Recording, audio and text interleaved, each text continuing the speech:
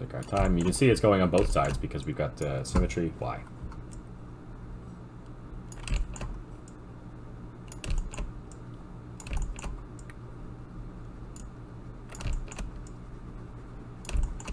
Don't forget you need to save your images as well.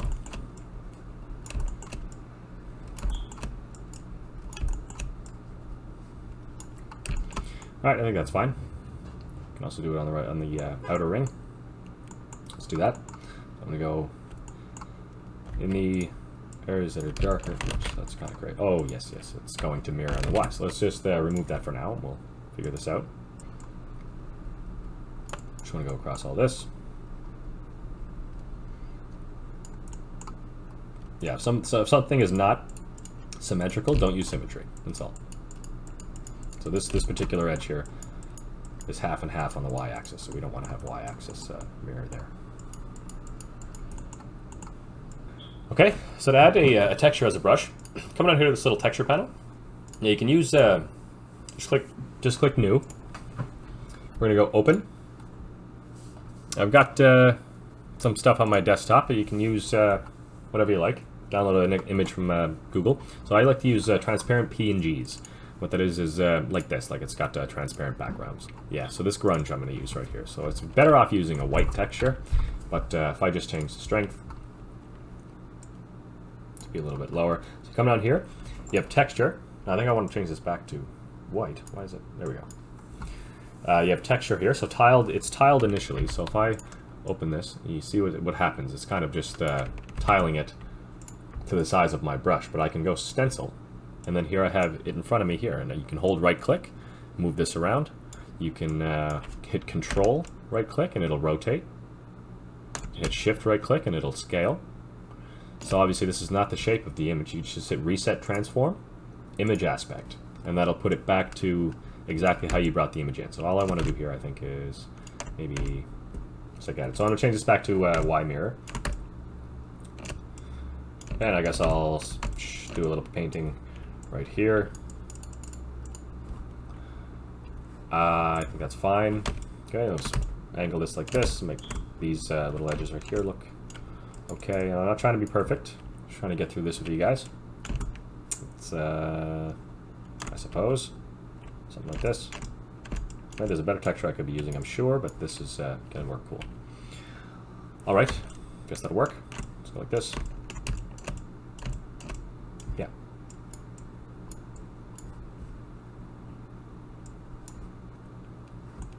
Okay. Yeah. Good. So next, I guess we'll go.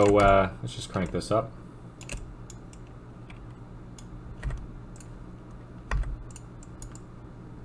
Just darken the edges around.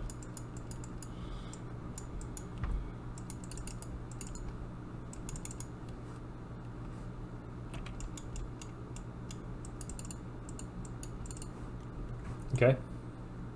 Okay, and the last thing we can do, I probably want this to be a little bit metallic in the game, so maybe we can have a preview of that. So you come over to this Material tab, and this is actually your shader right here. So just the same as in shading, we have our principled shader. We click this, come over to the Material tab. This is pretty much the same properties you have right here.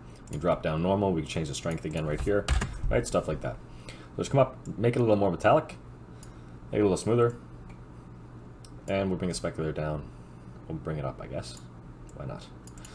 Yeah, just play around with that until you get something you like. We'll do the same thing in Unity, so this information won't transfer. We'll have to do it again, but just have a quick more metallic preview, I guess. So what we've done here, we can actually create a metallic map. If I shade smooth, yeah, we can actually create a metallic map on this to say that make the darker areas less metallic. So I'm going to open up a program now called GIMP. GIMP is free. You can just go search on Google, GIMP download. You'll get to the website. It's sort of a free Photoshop. So we're going to be using it to manipulate our texture, basically to create a new one. It's going to be a metallic map in Unity. So let's do that right now. Let's save this. Let's go back to Texture Paint. Let's just save all of our images. So save, right? And come down to Coin, Image, Save. Good. That's all we need. The layout, let's minimize.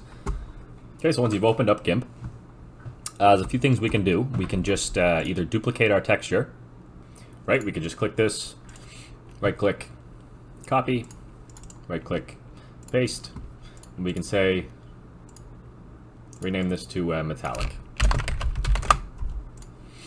Refresh, put it over there. Okay, so now we can open that metallic one in GIMP. File, open. Let's go to desktop, crash course textures, perfect metallic. Okay, and we're going to change this to be black and white. So what a metallic map is going to do is any areas that are white are going to be maximum metallicness. Any areas that are black are going to be minimum metallicness. So we can basically determine that by our colors we've placed here. So the brightest yellow will be white. The darkest will be almost completely unmetallic. First, we need to go to Image.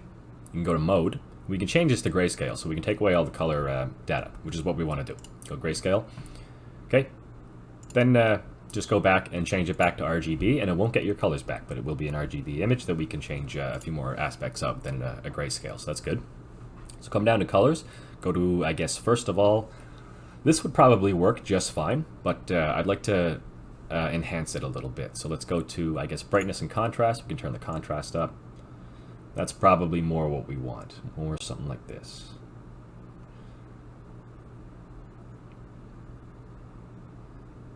Turn the brightness down, turn the contrast up. Yeah, I think that works a little better. Great. Let's go with that. Next we can try going colors again. I won't explain too much about GIMP, but basically you can texture paint in Blender, so you have better options to paint in Photoshop and GIMP. But both work just fine. Now GIMP I like to use to fully edit my images to do like what we're doing right here. So shadows, highlights, we can check this. That's not really going to help actually, so let's go to colors, what I'm looking for. Probably exposure. I think there's a shadow. Black level. Yeah. Yeah. Okay, so we can turn the white parts, we can make the white parts whiter kind of thing, the black parts darker. And this is all with its own fall off, kind of smoothing things out as well. So maybe that'll be fine.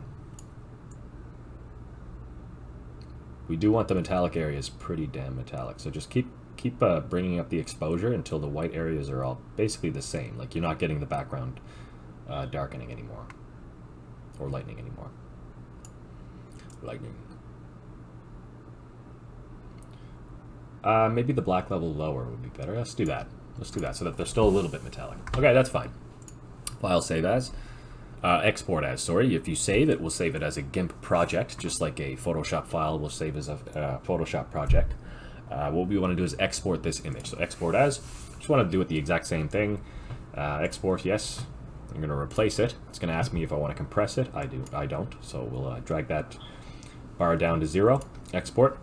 So just a great way to completely edit brightness and stuff like that of images, different colors, hues, chromas, stuff like that. And it's really fast. So I like GIMP for that particularly.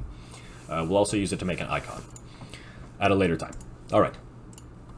Good. So I'm not going to save the GIMP file. I don't really need to. So we have metallic, albedo, and normal. And we could even use this metallic as ambient occlusion if we wanted to. We could see how that looks.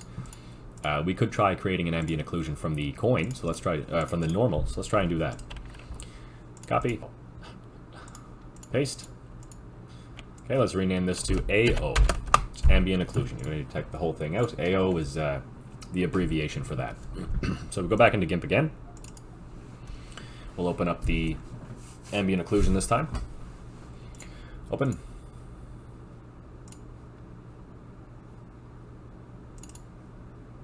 AO. Okay, we're going to do the same thing. We're going to go mode, image, mode, grayscale. Okay, and all we're going to do is turn the contrast up. So go down to brightness and contrast and under colors. Let's crank up the contrast. Pretty much, sir. It's pretty much what all we want to do. It's like not solid, dead solid, but maybe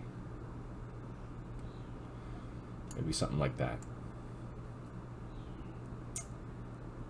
Yeah, I think that works. All right, that'll be our ambient occlusion. Export as. Good. Replace. Don't want to compress it. Want it all the same size, please. Good. We can close this out. I'm not going to save the GIMP file. So now here we have 4 maps that we created ourselves. Okay, so that's it for this one, guys. Next episode, we're going to actually touch on rigging and animation. So we're going to rig this coin. We're going to create a few animations for it. Maybe we want it to jump out of the crate as if we break it. Maybe, and I guess we'll have it rotating around its vertical axes, just kind of as an idle while it's sitting there waiting for us to pick it up. So I will see you guys in the next episode. Thanks a lot for watching. Bye.